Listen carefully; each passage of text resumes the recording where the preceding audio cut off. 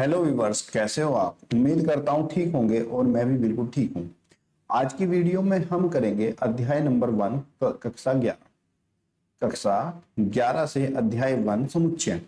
इस वीडियो में हम जानेंगे समुच्चय के बारे में, समुच्चय क्या होता है और किस तरीके से हम इसको प्रदर्शित कर सकते हैं। तो चलिए पहले बात करते हैं समुच्चय की। समुच्चय क्या होता है। वस्तुओं के सुपरिभाषित संग्रह को हम एक समुच्चय कहते हैं।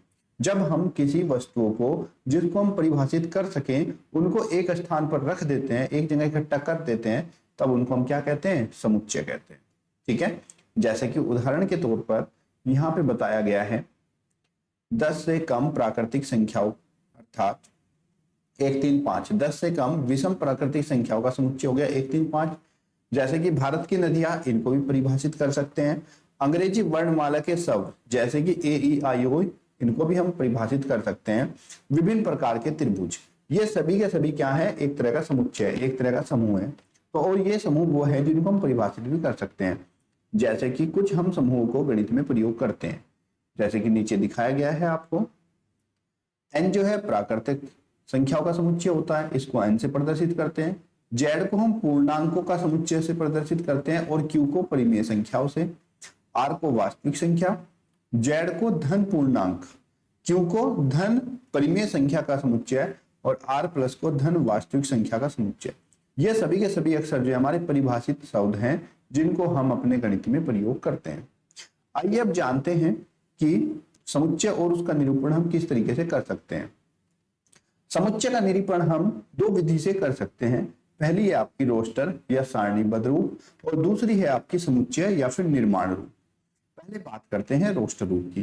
ये रोस्टर रूप क्या होता है। रोस्टर रूप में समुच्चय के विभिन्न अवयवों को सूचीबद्ध किया जाता है। ठीक है, उनको एक सूची में रखा जाता है तथा एक दूसरे से अर्धविराम द्वारा पृथक किया जाता है। अर्धविराम मतलब कि कोमा से उसको हम अलग करते हैं। ये कोमा का निशान है, इससे अलग करते हैं। उन सभी को एक मंझले कोष्टक के भीतर लिखते हैं। जैसे कि उदाहरण के तौर पर हम कहें 7 से कम सभी सम धन पूर्णांकों के समुच्चय का वर्णन। 7 से कम सभी सम धन पूर्णांक। तो अगर हम इसे 7 से कम का लिखें तो कैसे लिखेंगे बच्चों उसका। 7 से कम सभी सम, तो 7 से कम जो है सम हमारा 2 हो जाएगा, 4 और 6। देखिए 7 से कम सभी धन पूर्णांकों का समुच्चय क्या होगा, 2 4 6 सम है और 7 से कम भी है। तो ये हमारा रोस्टर रूप हो जाता है। जैसे कि अगर हम दोबारा उदाहरण के अनुसार समझे, जैसे कि संख्या 42 है को विभाजित करने वाली सभी प्राकृतिक संख्याओं का समुच्चय। ऐसी संख्या है जो 42 को पूरा पूरा काट दे, 42 को पूरा पूरा भाग कर दे, उनका समुच्चय क्या होगा। तो आप देखिए 1 2 3 6 7 14 21 और 42, इन सब से हम 42 को काट सकते हैं। तो ये इसका समुच्चय रूप हो जाएगा। देखिए इसके सभी उसको हमने कोमा से अलग किया है और मंझले कोष्टक में बंद किया है। मंझला कोष्टक बच्चों इसको बोलते हैं। जैसे अंग्रेजी वर्णमाला के सभी स्वरों का समुच्चय, अगर हम उसको लिखेंगे तो ए ई आई ओ यू, और इनको देखो हमने अर्धविराम से पृथक कर दिया है। दूसरी खास बात हमें यह भी ध्यान रखना है, जब हम समुच्चय को लिख रहे हो तो समुच्चय के लिखते हुए कोई अक्षर जो है 2 बार नहीं लिखा जाता। जैसे अगर हम स्कूल के आने वाले शब्दों का समुच्चय लिखें या स्कूल में प्रयुक्त होने वाले वर्णों का समुच्चय हम लिखें तो यहाँ पे एस सी एच और जो ओ यहाँ पे 2 बार है। जब हम इसको समुच्चय में लिखेंगे तब ये 2 बार नहीं आएगा, केवल एक ही बार आएगा। जैसे अगर मैं तुमसे कहूं कि एप्पल शब्द के अक्षरों का समुच्चय लिखो, तो अगर आपको इसको समुच्चय में लिखना होगा तो समुच्चय में आप लिखोगे A.P.L और .E, क्योंकि हम समुच्चय के अंदर किसी भी संख्या को 2 बार नहीं लिखते। अब बात करते हैं दूसरा, समुच्चय के निर्माण रूप में। दूसरी जो विधि थी वो समुच्चय के निर्माण रूप में किस तरीके से लिखते हैं। इसमें क्या होता है, जो उसके अवयव होते हैं समुच्चय के, उनके अंदर कोई एक विशेष गुण होता है जिसके अनुसार वो समुच्चय बन रहा होता है और उसके बाहर गुण के कोई भी अवयव नहीं होता। जैसे अगर हम बात करें समुच्चय ई ई आई ओ यू, तो मैं इस बात को इसके गुण के अनुसार लिख सकता हूं। क्या गुण है इसमें कि ये जो सारे के सारे आपके अक्षर हैं ये अंग्रेजी के वर्णमाला में स्वर का रूप लेते हैं।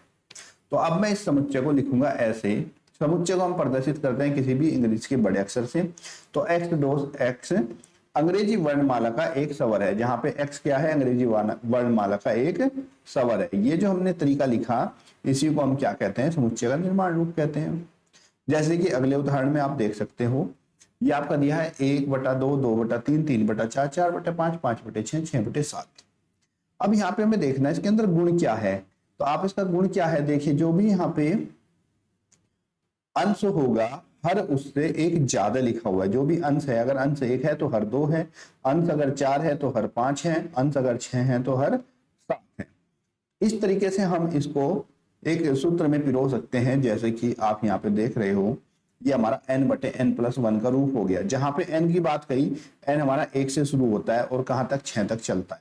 जहां पे हमारा n जो है 1 के बराबर या 1 से बड़ा हो सकता है और 6 के बराबर या फिर 6 से छोटा हो सकता है, उसके अनुसार हम n को लिखेंगे n/n+1। अगर आप इसमें मान रख के देखोगे तो 1 ऊपर रखोगे तो नीचे 1 + 1 हो जाएगा, जो कि 1/2 होगा।